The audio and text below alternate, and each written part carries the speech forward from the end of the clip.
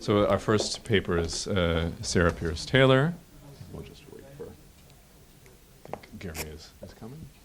I'll close the door, but we can begin 40 minutes and then I'll Okay.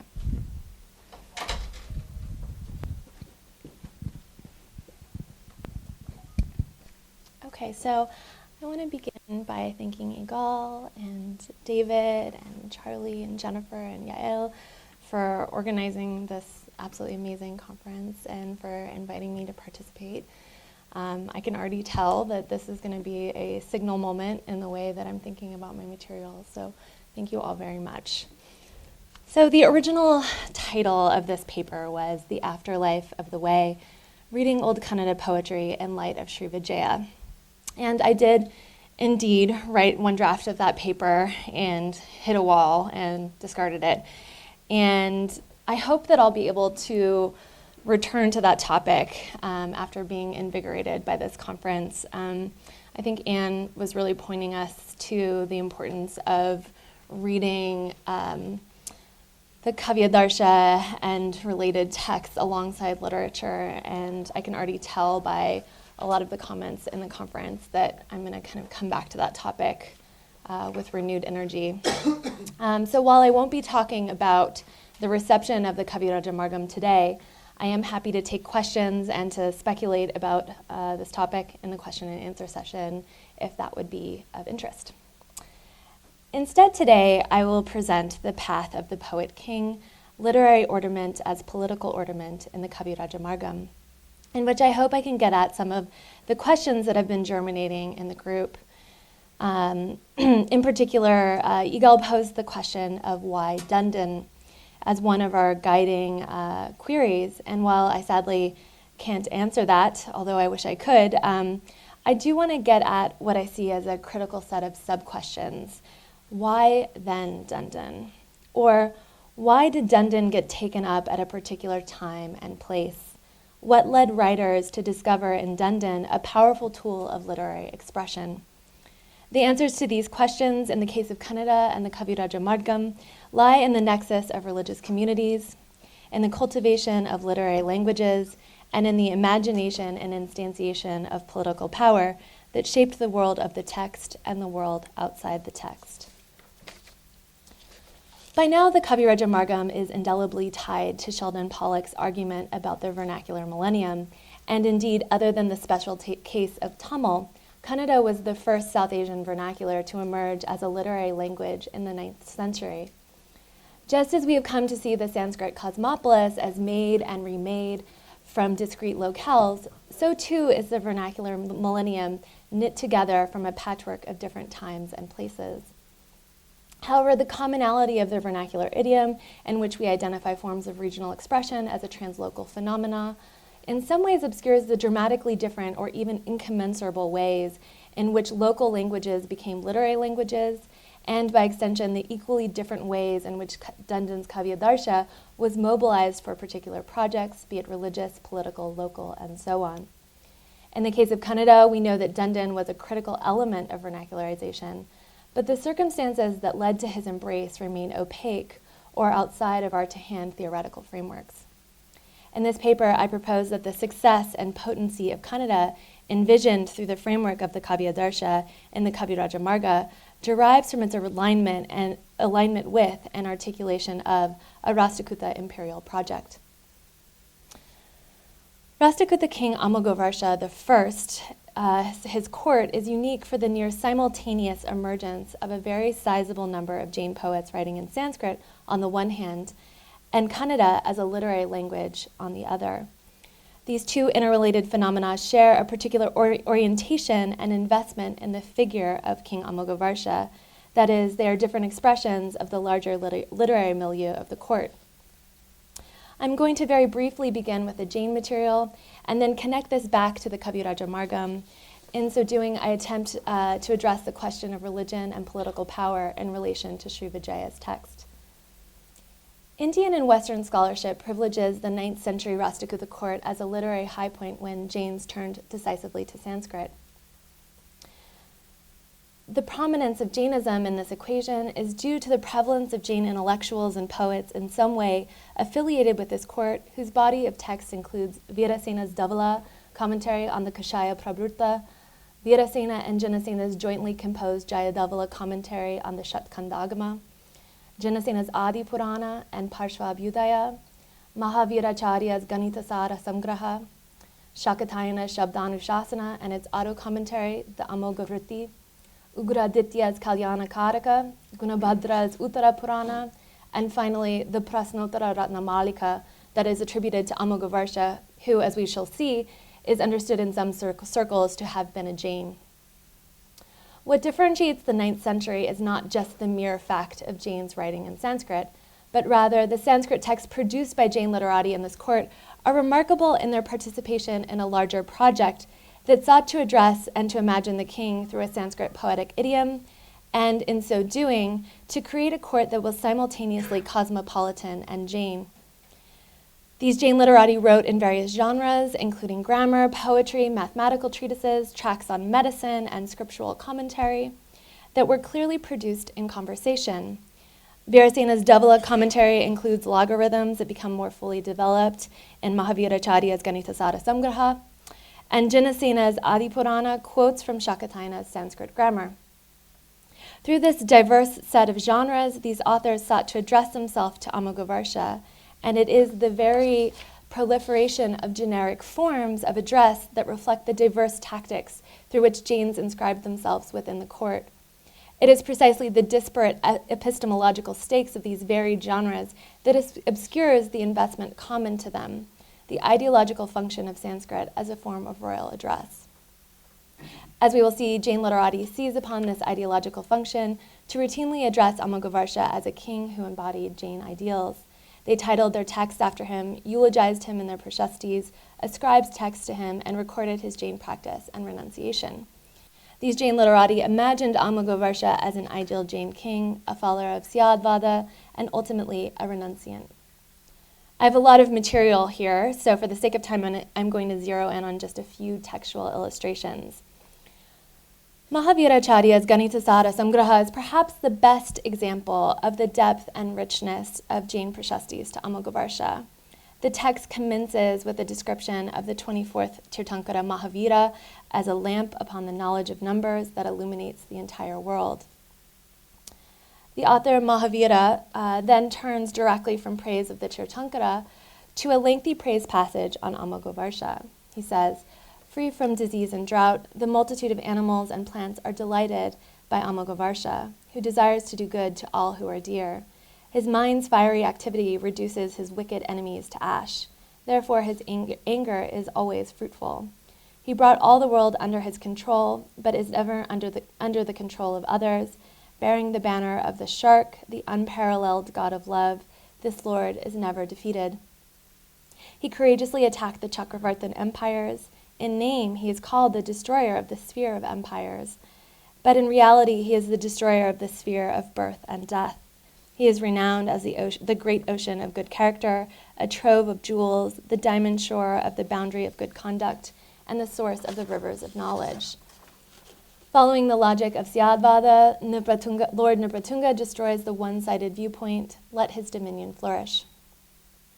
Full of suggestive imagery, the Prashasti aligns the typical qualities of a South Indian king as a bringer of rain with Jain ethics. And grounding Amoghavarsha within the Jain practice of nonviolence or ahimsa, the world is transformed. Animals and plants adore him for the material prosperity brought about by his reign.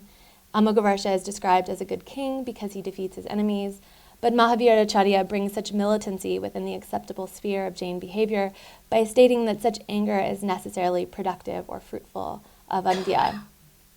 And again, Amoghavarsha's title as destroyer in reality indexes his destruction of the cycle of rebirth.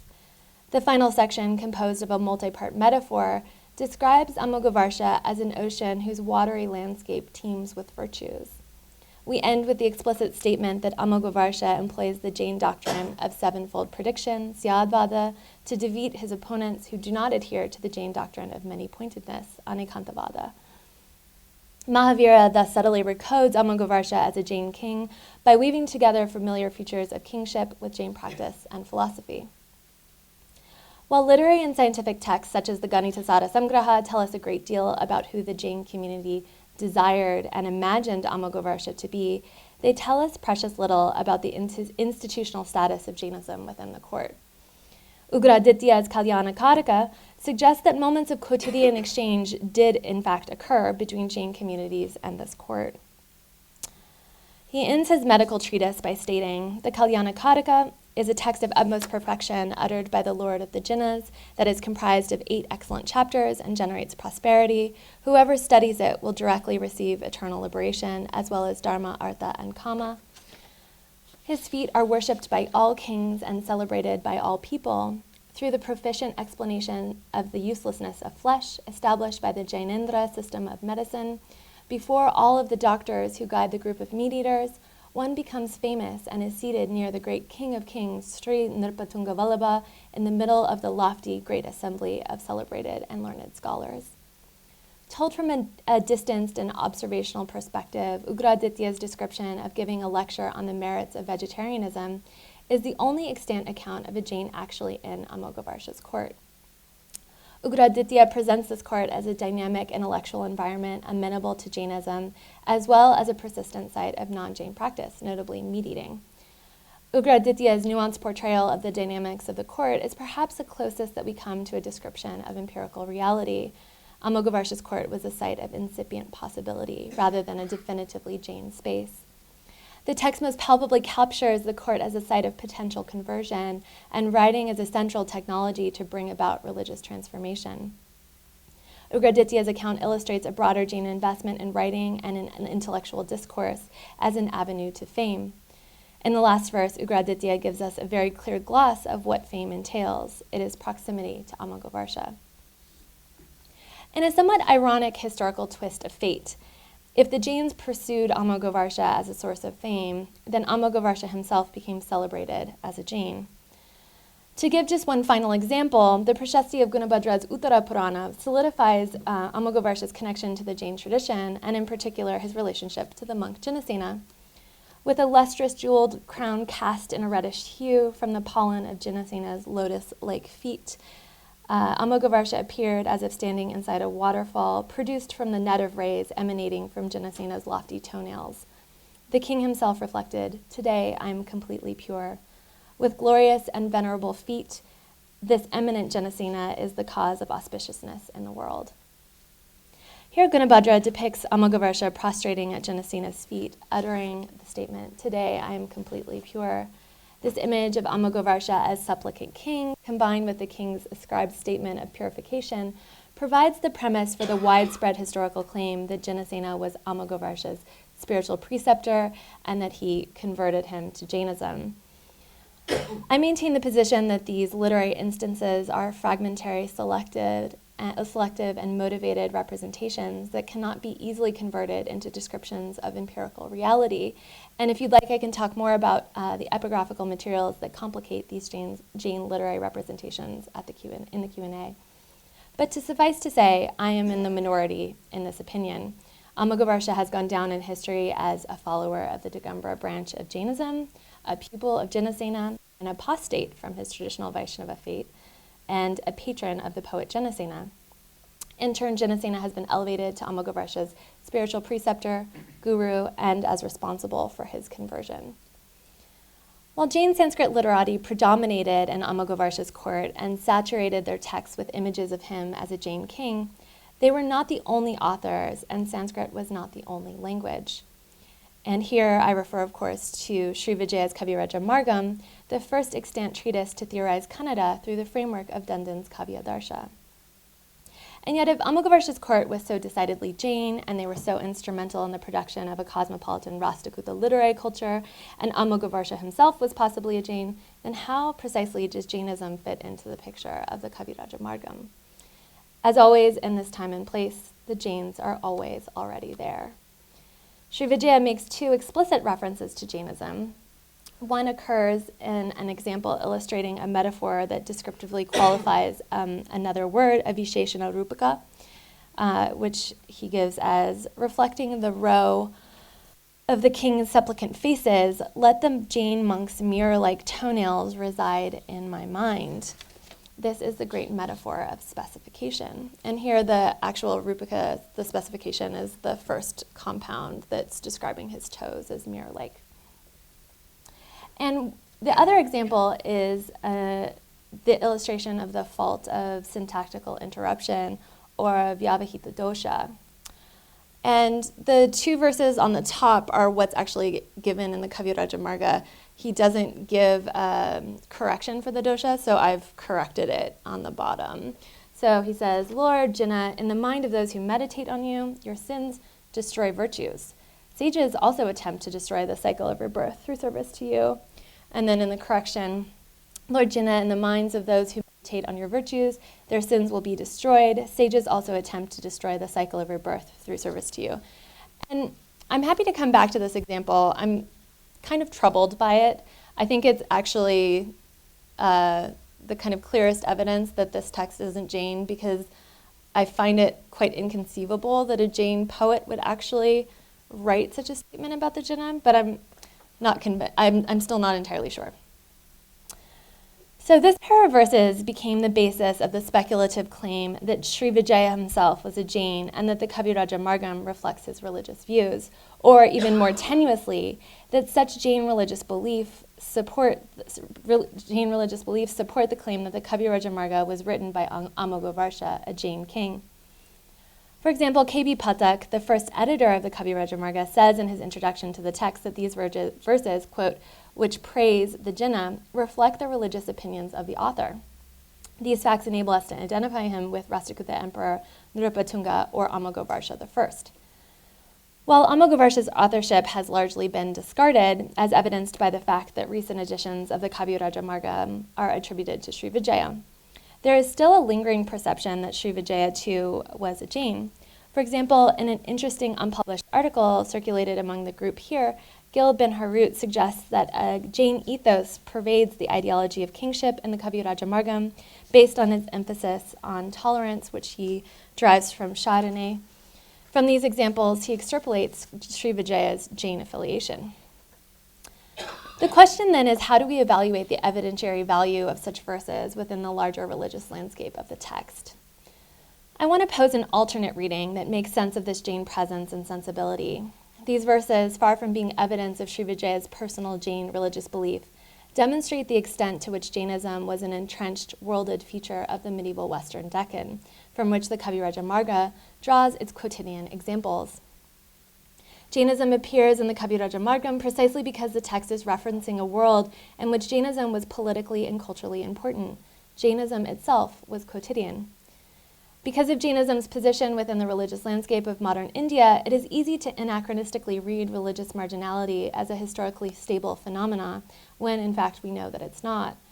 Readings that determine the presence of Jain signifiers in the text as proof of an author's religious affiliation discount the underdetermined, environmentally unremarkable presence of Jainism in the broader social world of the medieval Western Deccan.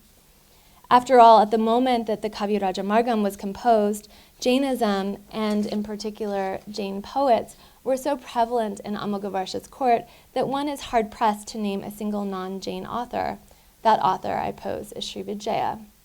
And in fact, we don't get a non-Jain author until Rudrabhata in the Hoysala court of Veerabalala in the latter half of the 12th century. So while the Kavirajamarga captures the religious landscape from which it emerged, it was not a religiously motivated text. Instead, I now want to consider the text's political motivations and alignments. The first verse of the Kavirajamarga establishes the text's key orientation.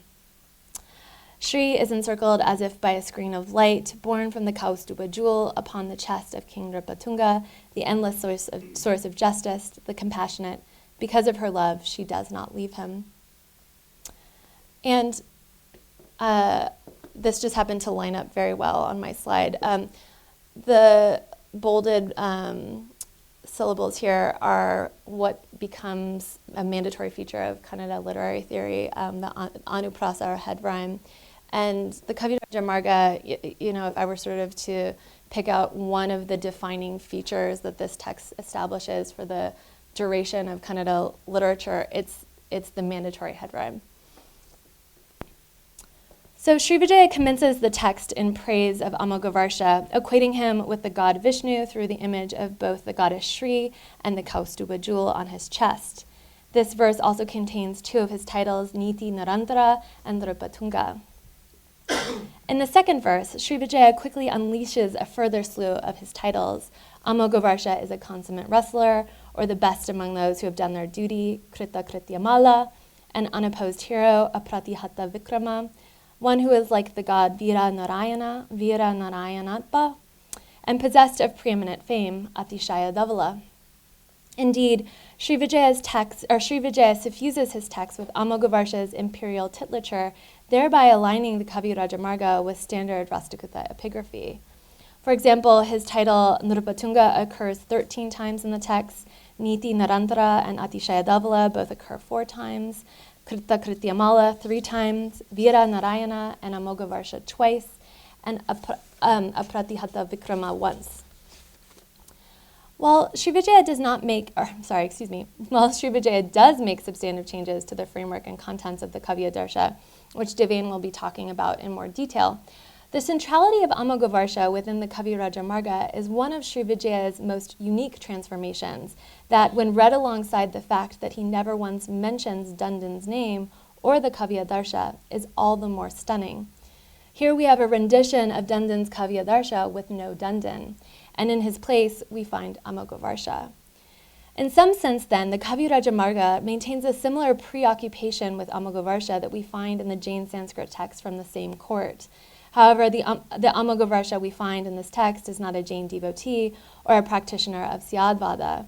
Instead, Amoghavarsha is represented in what we might call an imperial epigraphical form. The Kavirajamarga thus provides an important counter-optic on the court and on the figure of Amoghavarsha that seems to contrast with, or at least complexify, the image cultivated in Jain Sanskrit texts. The persona of Amoghavarsha is so prevalent within the Kavirajamarga that late medieval and early colonial readers of the text assumed that Amoghavarsha was in fact the author. In Bhattakalanka's auto-commentary to verse 288 in the Karnataka Shabdanushasana, dated to 1604, he describes the Kavirajamarga as, quote, the book of Nrupatunga, without any reference to Srivijaya. Similarly, in 1898, in the Biblioteca Karnataka series, K.B. Pathak published the first edition of the text entitled Nrupatunga's Kavirajamarga, again attributing authorship to Amoghavarsha rather than to Srivijaya. Indeed, the question of the authorship of the Kavirajamarga emerged as the first Indological debate to take place in the study of Kannada literature.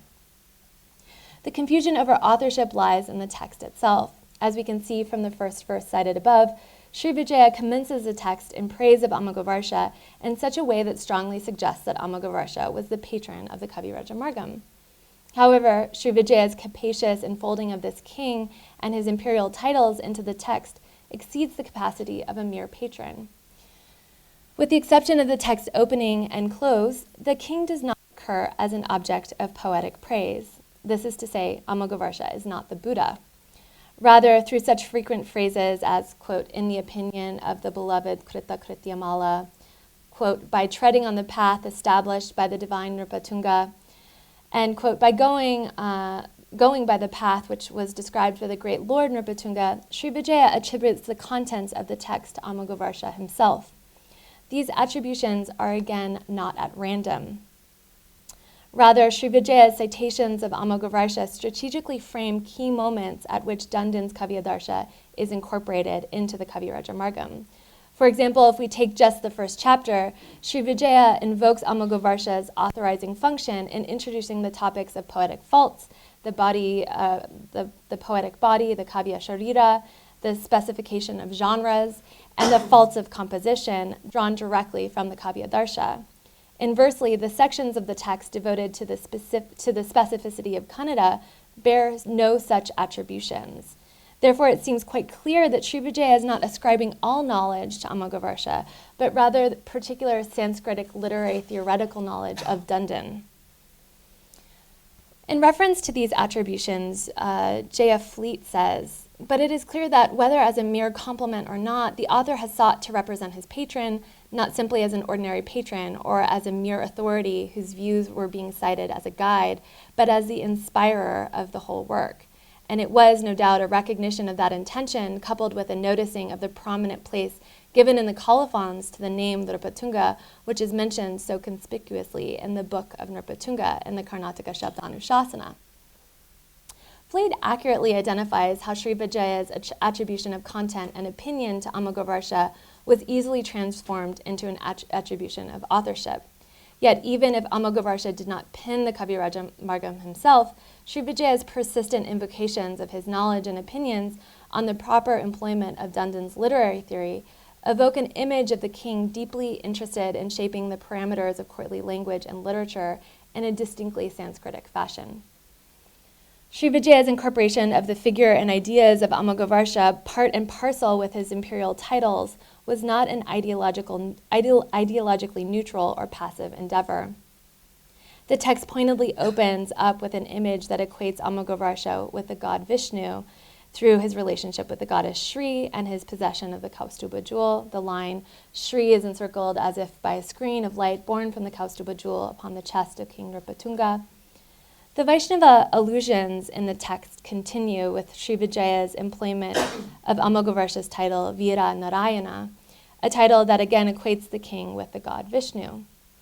In reproducing this equation between king and god, Srivijaya inhabits standard imagery of Rastakuta Prashastis in which Amoghavarsha appears as Veera Narayana. For example, as found in the Sanjan plates, one of Amoghavarsha's most common and oft-repeated prashastis is as follows, and this is just one verse that can be read as both applying to Vishnu and to Amoghavarsha.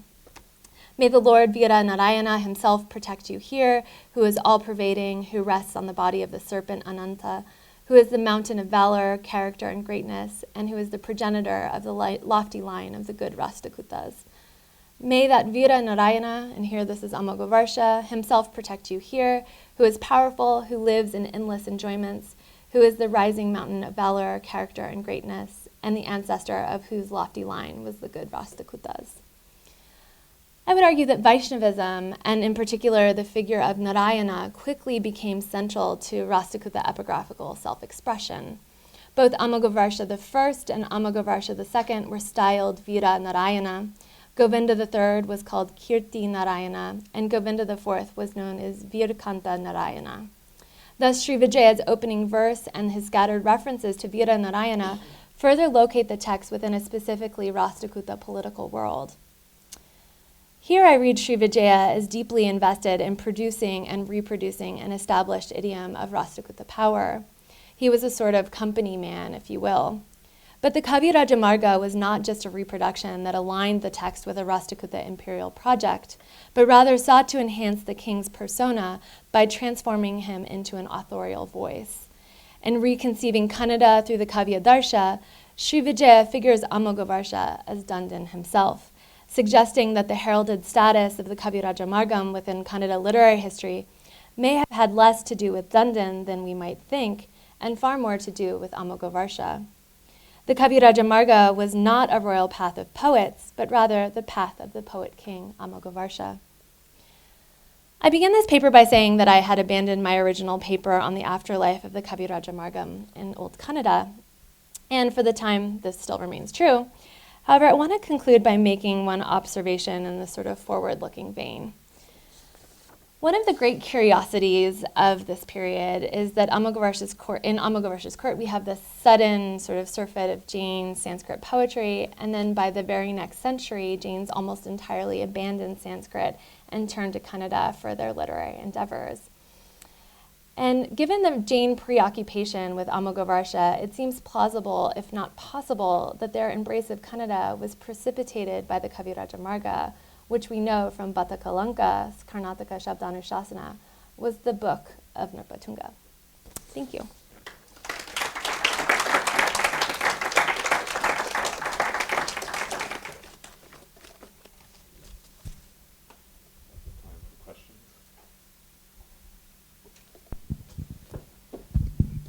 Thank you, Sarah. That was great. This is the really important clarification you make about the attribution of knowledge to Amoghavarsha. That's specifically the Kavirajamarga package. That's really helpful to me, and I'm always pleased to learn new things about this text. But so it's a point of information question. Is there a wider network of authority structures at work in the Kavirajamarga where other forms of knowledge, things specific to Kannada, for instance, get deferred to other authorities, and who are they, and what can we say about them? No, there's no kind of other authority figure in the text besides Amoghavarsha. But there is, in the way that we've been reading the Kavirajamarga, we're sort of mapping Dandan and Srivijaya like this, and there is this really neat mapping that happens, but then there's this sort of stuff that gets pushed out on the outside, which is the Kannada material. And it's not the central preoccupation of the text, it's not the majority of the text, but there are these very clear moments when he says, this is Kannada, and this is what Kannada can do. And in the group we read 2 verses, which I think are very striking, which describe these genres that he says are known only in Kannada. And these genres are distinctive because they're just mixed metrical compositions, but mixed metrical compositions across Desi meters, Prakrit meters, and Sanskrit meters. He refers to Chattana and Bedande. Yes. And that Bedande is supposed to be the Sanskrit.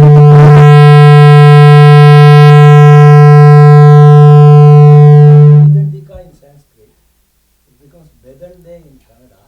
He refers to those 2 genres of poetry. Sorry.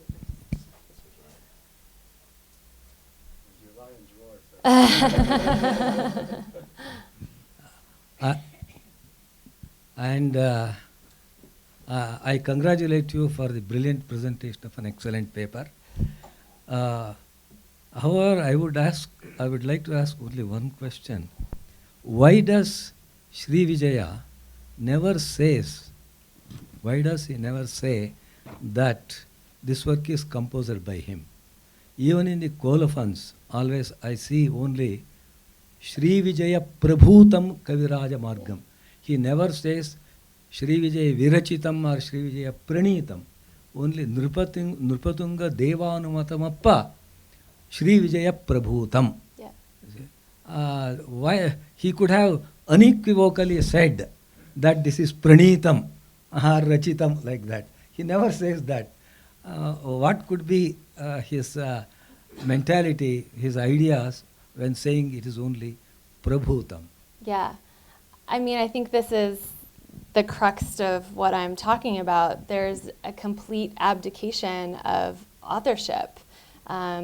He's wanting to actually assign authority to Amoghavarsha.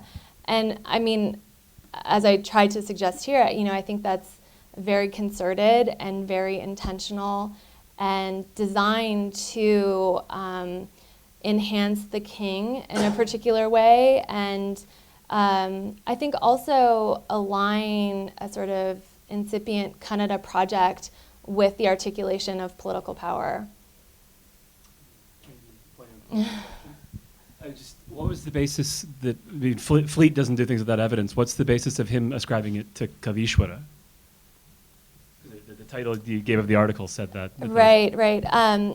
So this poet Kavishwara, who's also called Kavi Parameshti, occurs. He's a Sanskrit. We think he's a Sanskrit poet who's supposed to have written the first Jain Sanskrit Mahapurana, and he sort of appears in a lot of different records. He's cited in the Kavirajamarga, and it's just a misattribution of a reading of the line of a list of poets. I'll insert myself into this discussion before giving it off to Devin, but I wanted to kind of, you talk about authorship in a certain way, and you also talk about religious identity in a certain way. I think the parallels between these two phenomena are very, very interesting, and what I have understood is that you want to move away from a model where we think of religious identity as a feature of an individual person and towards a way of thinking about religious identity as a feature of a culture. Is that okay? Yeah, Okay. yeah. I mean, I have to actually say, I really very much agree with Igal about the sort of non-denominational quality of Dandan. I think that's completely right. And, you know, I think that this text is just not interested in that question at all. And if it is expressing anything about religion, it's a religion in a much larger political, cultural idea. Right. So the question is, how can we think about authorship in the same way?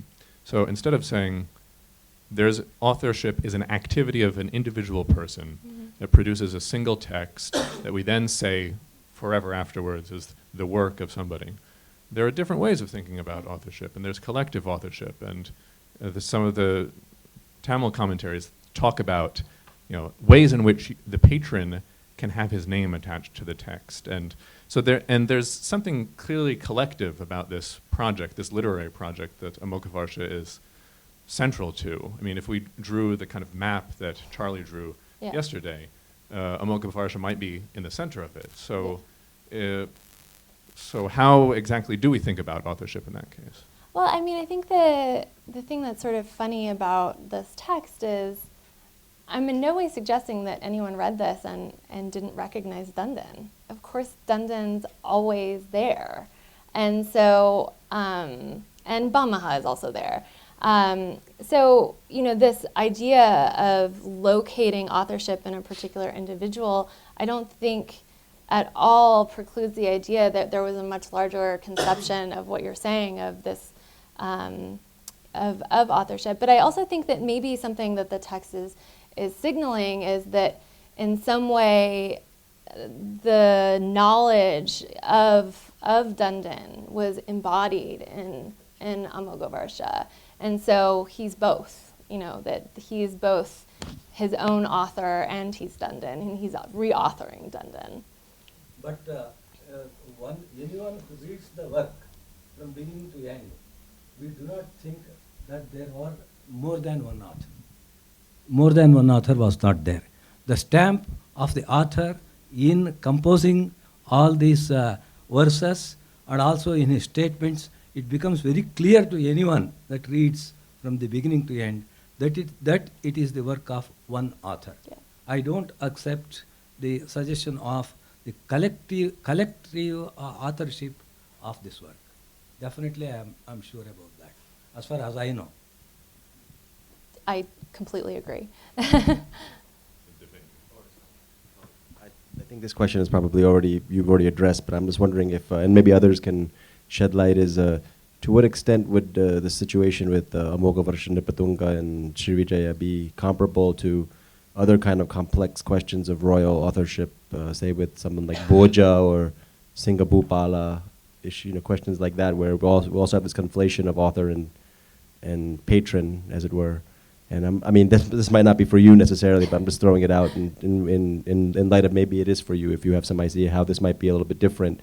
Because he uses the word, I forgot the original Kannada, of course, but in the colophons, right, in the beginning of each chapter, that this is with the approval or with the permission, Yeah. right? Anumata. It's usually matadin, like with the opinion. I feel like you can answer your question better than I can.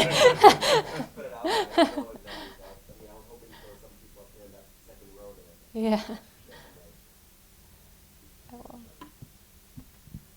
Yeah, I just want to add to this discussion. I think it's a very good way to think about Dandan in general is, maybe two different ways of thinking about authorship, and one of which is really addressing what is the process of composition. What is the nature of inspiration, for one thing? So there, and obviously this is not unique to this particular example, and it's all over the place in Tibetan stuff, but all kinds of other places too. So one of the things is the way, and Dandan himself invokes Saraswati at the beginning of the Kavirajamarga. So in what way, do we just rule that out as a kind of fanciful kind of illusion, or is there something about the author, the writer, who kind of gets into a space where this figure of Saraswati actually helps in the composition? And you certainly see that, you know, and that also can be extended to patrons, and it can be extended to teachers, and it's not infrequent that the ruler is, just because this is the sort of central figure, you know, of a particular textual community, let's say, you know, it's just it's an expanded way to think about authorship. But more, you know, most interestingly of all, is the way that, you know, what people have learned from Dundon, either explicitly and consciously or even unconsciously, is informing what they're writing. So it gets to some of the stuff we were talking about last night in the Havruta even, is that, you know, in many ways you're imprinted by what you learn in, say, in the case of Dundon, and in ways that becomes unconscious, but it's still not completely outrageous to sort of invoke the Dundon effect as part of the process of composition. So I just think this is a very helpful way for us to think about how Dundon, you know, proliferates. Yeah. In writing. Please, please. In Jain pantheon, we have two goddesses, Saraswati and Shruta Devi. See, these are the two aspects of the goddess of muse. However, in the Kavirajamarga, following Dandin, the author, you know, whether it is Srivijaya or Nrupadanga or whoever it is, the author very particularly takes the cue from Dandin. Shri Vishadavarne Madhura Ravochite Madhura Ruchira Madhura Ruchira Rachane Chiram Devi Saraswati Hamsi Bhavade Nelegolge Kurtuman Manasadol. And in that verse, which is the third in the Kavirajamarga, he is taking every point from Dandin and referring to Saraswati only. He has not stressed the other aspect of this goddess, who is usually called Shruta Devi in the Jain parlance. And about the authorship also, what one thing that goes throughout is, in many places we have the word Nrupatunga Devam Besasida. You know, yeah, at such times it appears what Nrupatunga Deva is saying, like that such references are there. And therefore it should be a work which was created or written by this Srivijaya in constant touch with the king on every point, you know. In the opinion of Atishaya Dhavala, this Alankara is being said, like that he very often mentions. And therefore the author was actually receiving so much of information from Nrupatunga Amoghavarsha, and therefore, you know, he says Srivijaya Prabhutam. And another point is, the word Srivijaya is very ambiguous. It is not just the proper name of one, but in many other Kannada works, the word Srivijaya is mentioned. Srivijaya refers to a kind of Jain monk. A certain type of Jain monk was called Srivijaya, and it appears there were many Srivijayas later also in the history of Karnataka. And therefore, he might have been a Jain monk. However, throughout the work, we see many examples that are totally secular. He gives so many shlokas that tell the story of the Ramayana. While we were reading the Kavirajamarga in our group, we also came across many examples that are purely secular, have nothing to do with religion, etc. That is there. And so the author must have been a good poet who was able to take control of the Sanskrit language and put it into Kannada idiom. And therefore, the work has its own value. As mentioned by Sara, one main point is he mentions many earlier poets, Kalidasa, Bharavi, all these, but he does not mention Dandin. I don't know why. That is one point.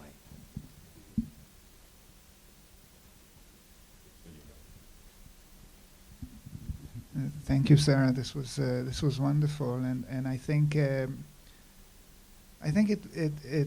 made very clear to us as a collective the importance of the Kavirajamarga as a court project in which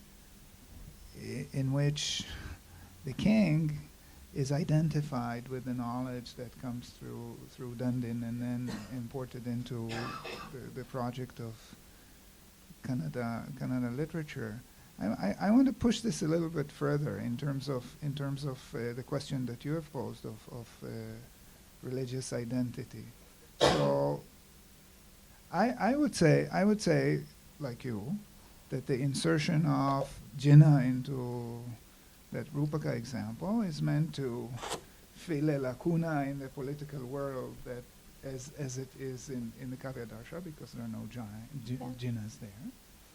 But that on the whole, if you look at all of the instances of Vishnu in the first two chapters, I have very little access to the Dushkara chapter of the Kavirajamarga. All of the instances of Vishnu in the first two chapters are which are not too many, are instances that have nothing to do with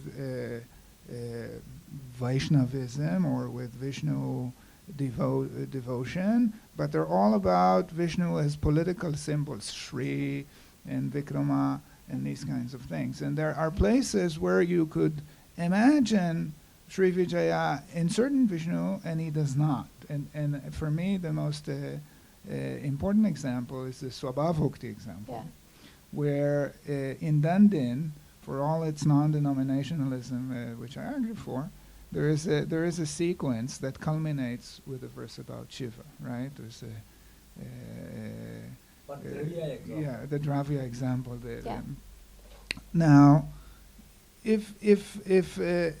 now Srivijaya works very closely with these four sets of examples, very playfully, replacing birds with elephants and doing all kinds of clever things that you see. It was working very unquestionably. He's working with the Dandin Kavya in hand, and he's making playful substitutions on every step of the way. Then he comes to the Shiva verse, and he could just take out Shiva and put Vishnu instead, or Jinnah instead. But instead he takes gods all the way out of this, and he goes into a verse about departing, right? The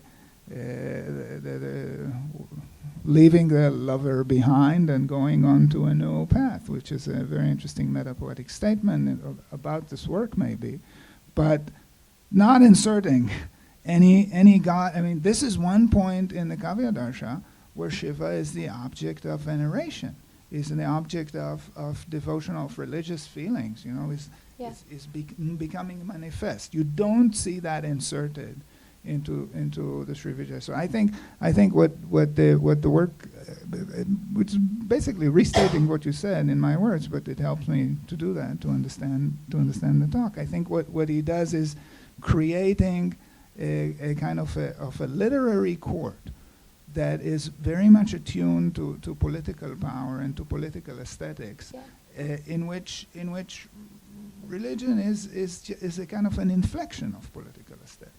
Absolutely. And, at this point, and maybe I didn't state this clearly enough, I don't think that the Rasakutas are Vaishnavas.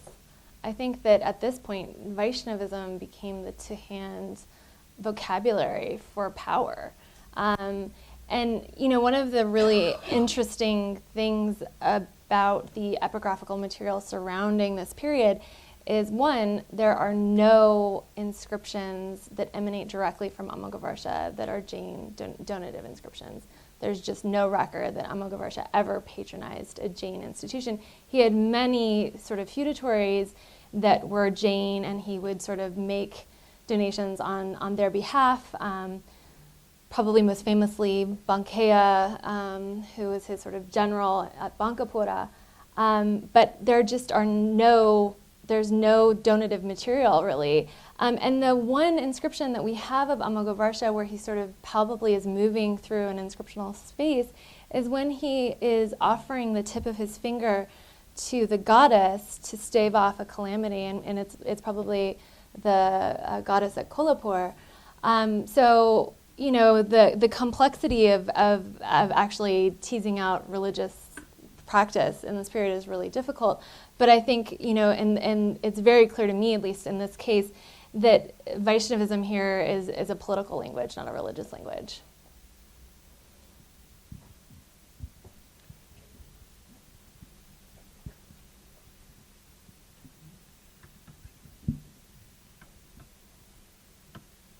So it's not a remark about Kavirajamarga, but about the debate of authorship. While listening to the argument, I was reminded of a similar debate in the Tamil literature. The first Tamil kosha is a Jain work. It's called Sendan Divakaram. And there have been debates on whether Sendan is the patron or Sendan is the author. And for instance, Nilakanta Shastri has written a short article in the Festschrift for Paridimal Kalenyar alias Surya Narayana Shastri. And the opinion of Nilakanta Shastri is that Sendan is the author, and other people have other arguments. So you might be interested in having a look at that debate because it's also Jain work, and wanted to mention it by useful to you. Oh, thank you. Yeah, I'll have to write down that very long title from you later. Thank you. I want to kind of join the conversation about this question, and obviously there is complicated terrain here. We all right now we're struggling with the question of religion, political power in the context of this particular culture. By the way, I'm not very chauvinistic about the Srivijaya's religious identity.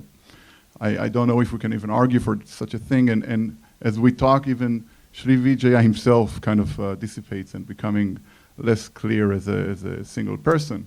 But kind of to, you know, keep the conversation going, and we might not reach an end point to this conversation at all, is what I noticed, and when I made that argument, I actually, I you know, it's not publishable, it was just actually referred as a question. I thought it was really interesting. What I noticed that kind of spawned this idea was that the particular verse in which Jina is inserted as this reflected, or the reflection of God's going down to the nail toe of the Jina, is Visheshana Rupaka.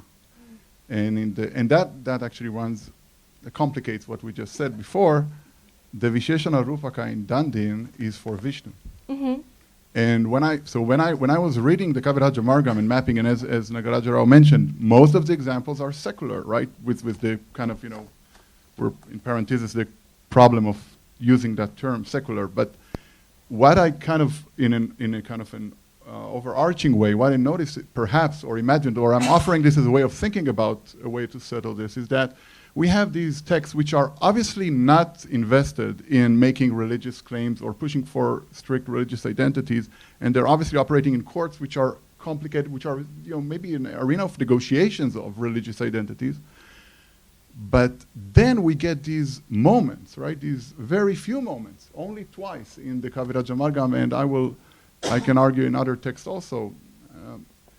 There is as if a deliberate movement of one particular example that replaces. Because if we see, okay, Kavirajamarga in that particular Visheshana Rupaka uses Vishnu as the king whose toenails reflect the bowing of kings, which is actually an idiom that runs in Vaishnava Kavya literature. Vedanta Deshika also does that. And there, Srivijaya takes out Vishnu and puts Jina, which is also, by the way, a recurrent verse in other Jaina works. So I'm trying to think about this sophisticated mode where the author, whoever he is, knows that it's complicated to make religious claims. He's uninterested deliberately in making religious claims unless he can make them implicitly, just in one moment, in one particular point of the text, to kind of in a parenthesis. So what I'm offering is to think about, is kind of to internalize the complexity between religion and political power into the discourse itself, not just as we read it, but as something that's immanent to those poets. And that's why Srivijaya's religious is not so much important as much as it reflects a complicated political, religious, maybe negotiation at the court, which is a complicated one, which is fraught with tension, even, I would say. Yeah, I mean, I guess the way that I read these sort of instances, these moments that you're kind of gesturing to, is, again, you know, and I'm a scholar of Jainism, I study religion, that's great. But here is an actual moment where I really strongly feel that it just has absolutely nothing to do with religion, and has so much to do with reflecting and presenting and shaping a text that is an accurate representation of the world around it. And so if we think of Amoghavarsha's court and Srivijaya within it, whether he was a Jain or he wasn't a Jain doesn't matter, but what is real and what is true is that the entire literary culture around him is Jain.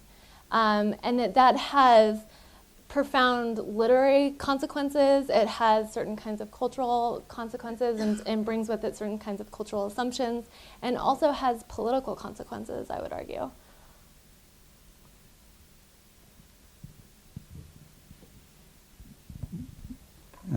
First of all, thank you, Sarah. I, even after 3.5 months of reading every week a bit of the Kavirajamarga, I still have a big problem with it, which is that I can't escape the feeling that Srivijaya, whoever he was, had read Shelley Pollock's book. You know? And although, you know, we've all, of course, been enriched by that kind of insight, there's also a sense in which it may obscure the actual dynamic that was going on there, which is hard to define.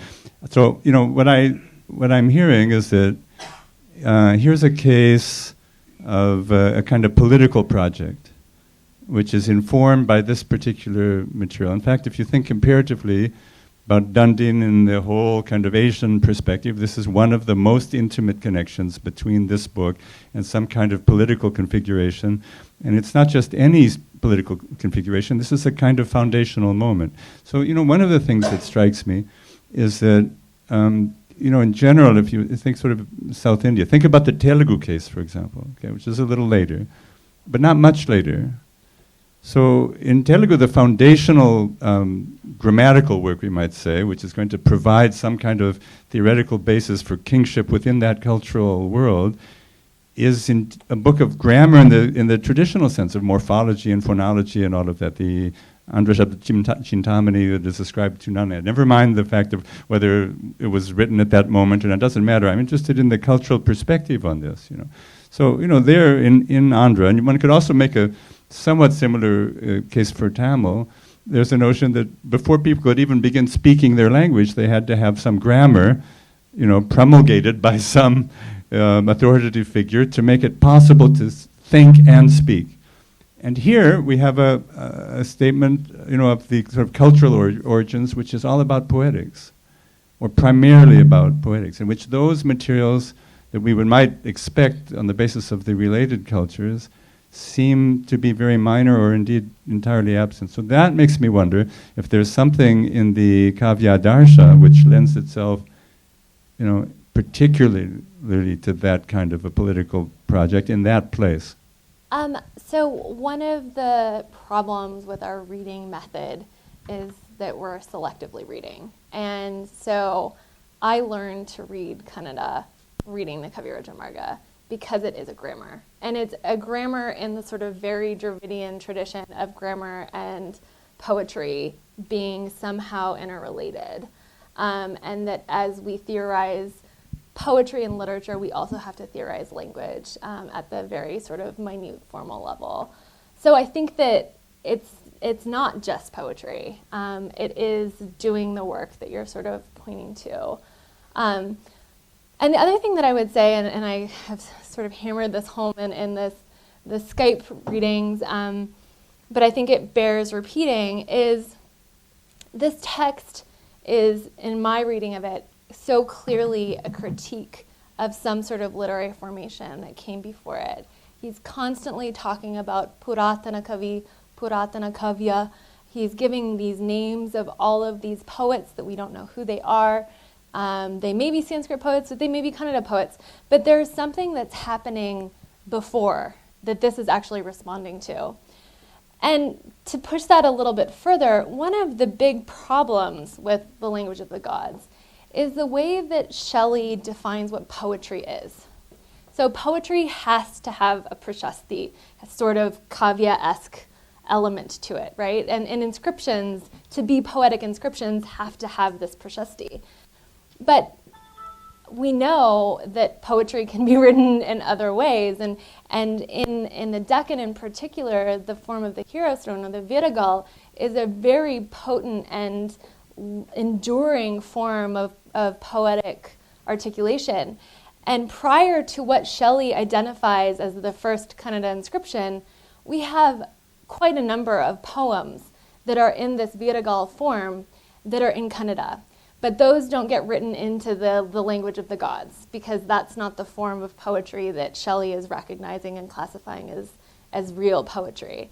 So I think that the idea that this is the first piece of Kannada writing is absolutely not true. This is the first time that Kannada is theorized at a both grammatical and poetic level. Okay, we are out of time and we're going to move forward, but thank you, Sarah. This was